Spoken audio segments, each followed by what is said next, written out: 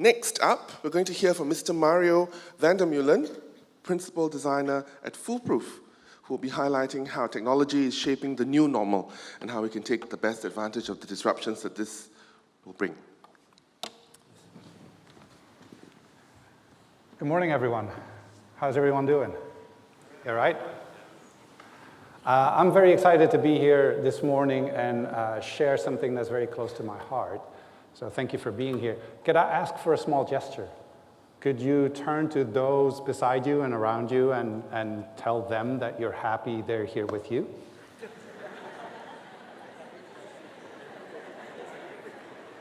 Lovely. Thank you for that. And yes, do kindly give a tweet. Our handles are here. This is my personal handle. This is my company's handle. And this is the events hashtag. We appreciate it. All right. So here's the thing about me. I am a graphic designosaurus. I graduated before computers ruled the world. I did my job by my hands. That once happened. But what I'm telling you is I'm a bit of a rare breed. I think about things differently, but I also think that that's okay. I work for a company called Foolproof. We have an office here in Singapore, but we're UK founded, offices in London and Norwich. And what we do at Foolproof is we look for evidence-based insight and creativity and help activate that so that people confidently make better decisions for themselves. And we do that predominantly in the digital and tech world, but also in things like organizational design, service design, spatial design, product design, physical product design. But the key word here is that we design experiences, and experiences that are emotional. So before I dive into that, I want to talk a little bit more about the creation of an experience. This is the road just outside my condo. This is West Coast Road, a couple of blocks away from here. This is a high-risk one. Cars that go up and down this road regularly fail to see the pedestrian crossing and the traffic lights. You have to focus to find it. So I know this. I've seen this loads of times. Cars blow the red light. I had to hold my own son back to prevent him from being hit. So something happens every time I walk to this intersection. My body is preparing for an event. There's cortisol released in my system. That's a stress hormone.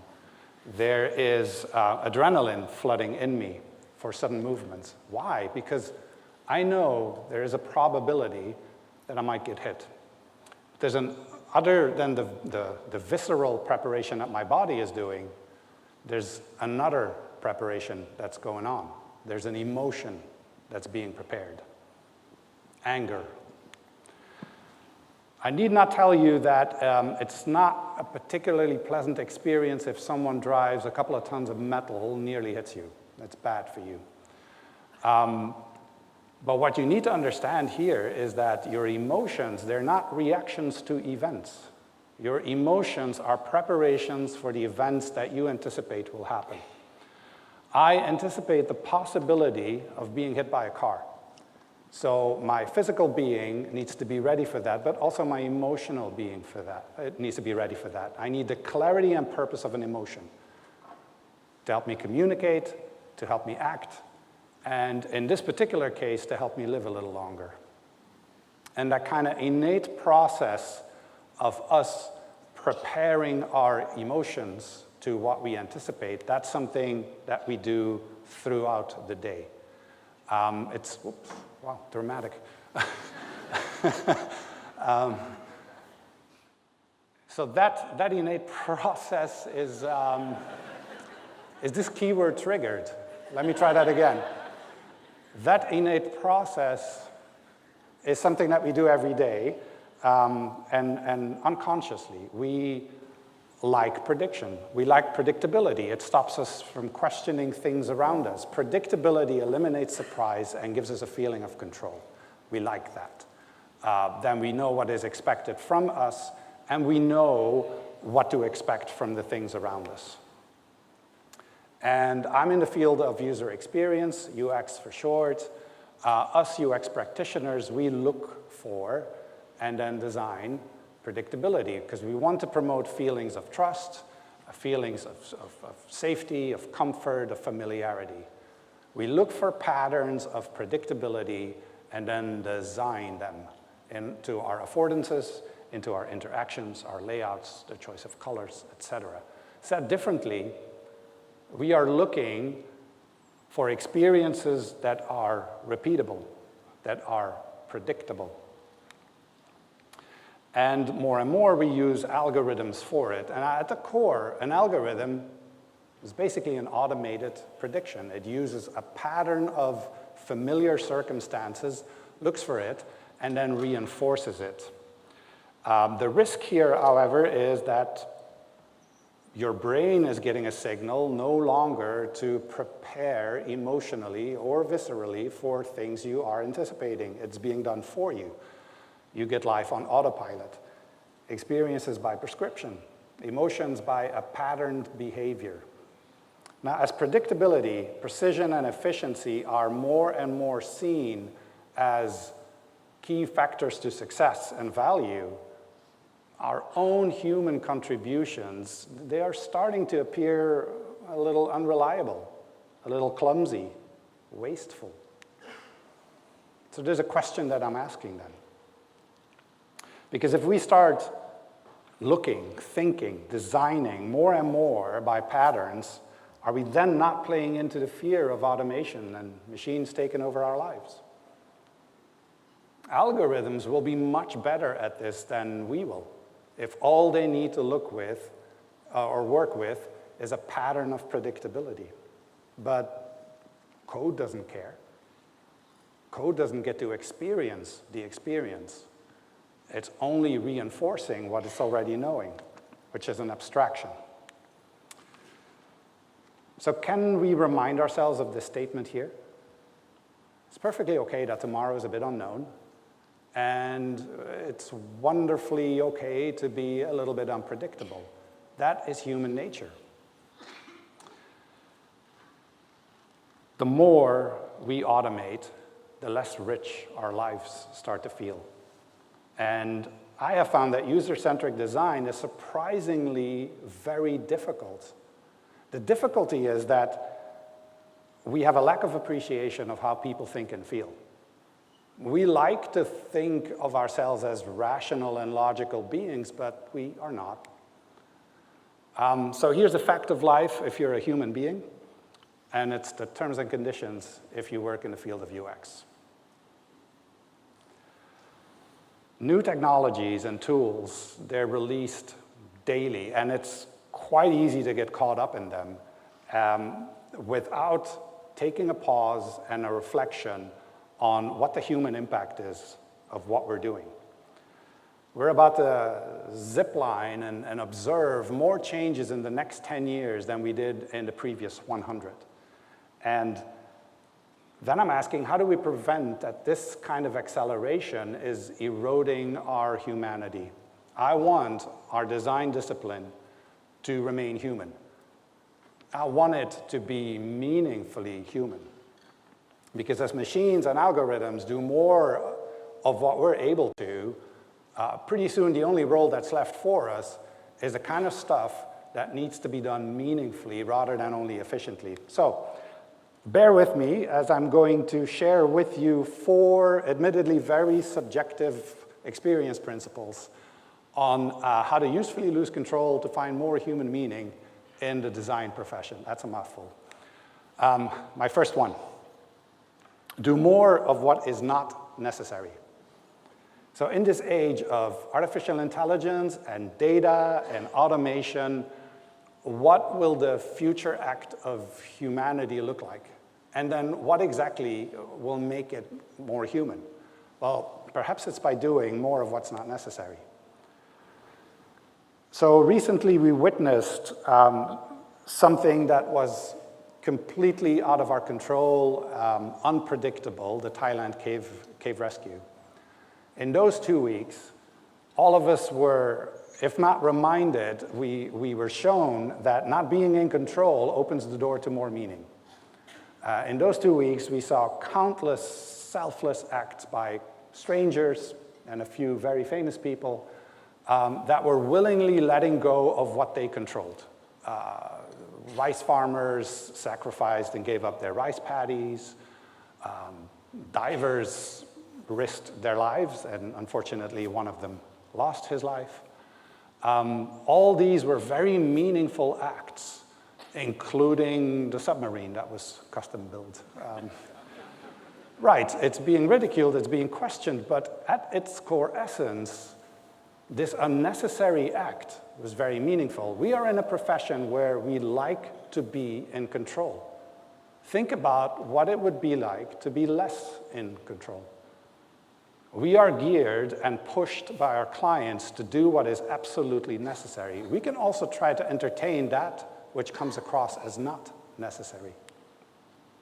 So, years ago, this was when I ran my own studio in China. I lived there for a while. We were doing this rebranding project.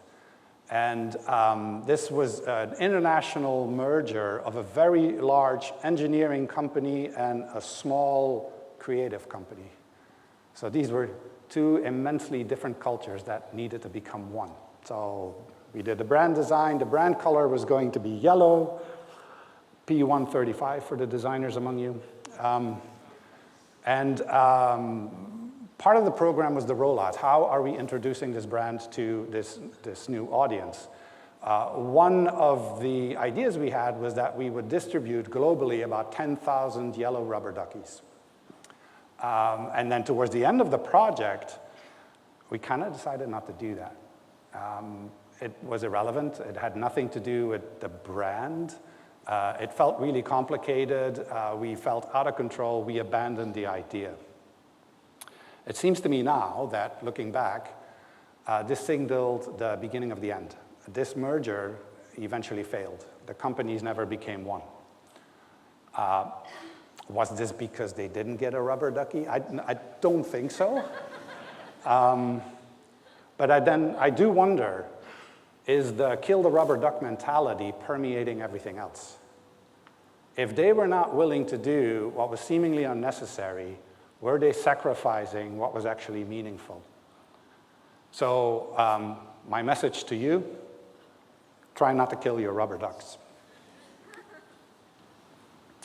And right, rock and roll, saving the world again, reminding us to learn again, to give again. But yes, learning. In our societies and in our educational system, learning is associated with failure. The fear of failure. If you're not learning, you're failing. If people are confronted with something that they need to embrace and need to learn about, the feeling they have inside, the emotional preparation that they're doing inside their bodies is failure. They feel it. They recognize it in how people look at them. We have to change that. If we feel failure inside of us at the thought of learning, then we're not addressing this out of interest and curiosity, and we're only going to work with our judgment and our safe decisions on what we thought we already knew, without considering that what looks seemingly unnecessary might actually hold true insight. So the message here is that sometimes you actually have to work to get to your curiosity. My second principle. So studies show that how we feel about the work we do very much depends on the relationships we have with our coworkers and with our clients. So what are relationships other than a series of micro interactions?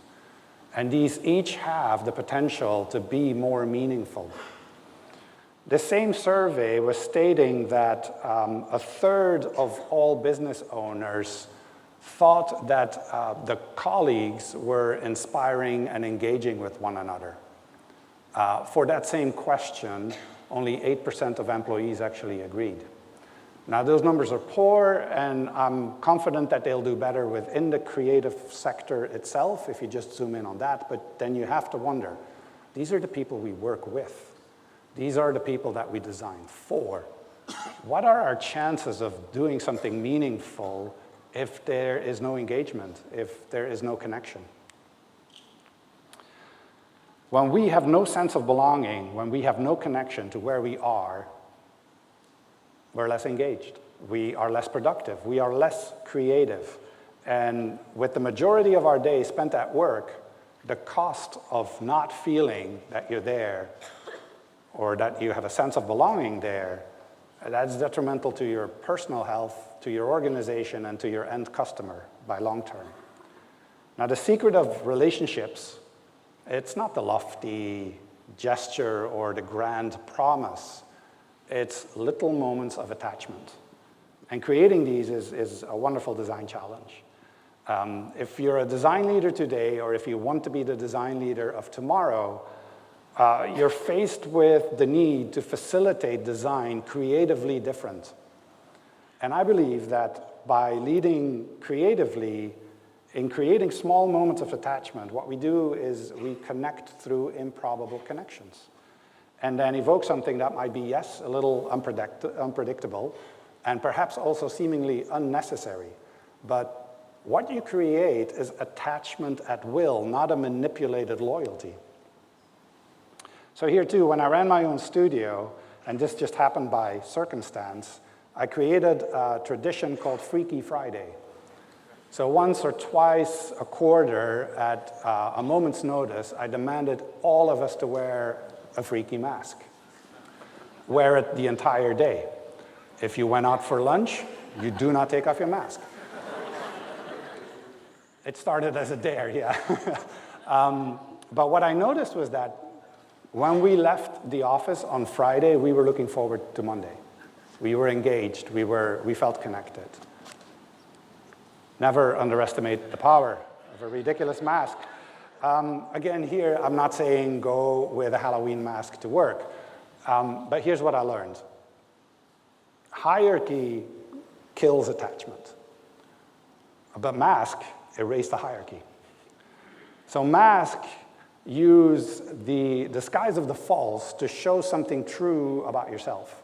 Showing something true about yourself creates moments of attachment, creates connections between people, even the people you work with or for, because you perform your job in reflection to the connection you have with the people around you. Your end product is evidence of the relationship you have with your client and with the customers. This lack of connection will cost you. It will cost your colleagues, will cost your company, and ultimately the end user. If you have a sense of belonging, there's engagement. If there's engagement, there's creativity. Without it, if you're not connecting, it's only a matter of time before that lack of belonging will have you question your circumstances. But this is not easy.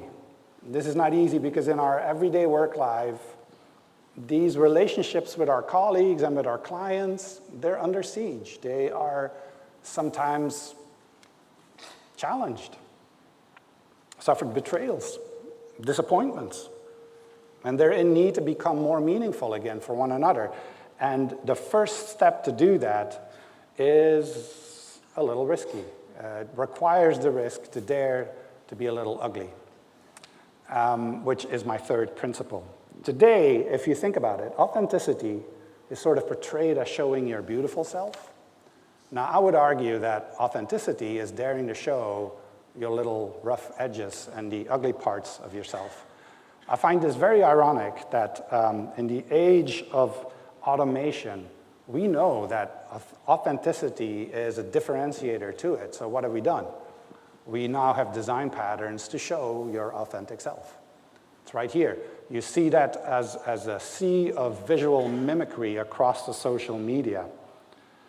It's at risk of changing the context of the word authentic from what it once was to now something really rather superficial. We pay, that's the collateral we pay for documenting our lives online by only creating what we want to share, not by showing who we are and how we live our lives. We run the risk of no longer being able to distinguish where selfie ends and self begins.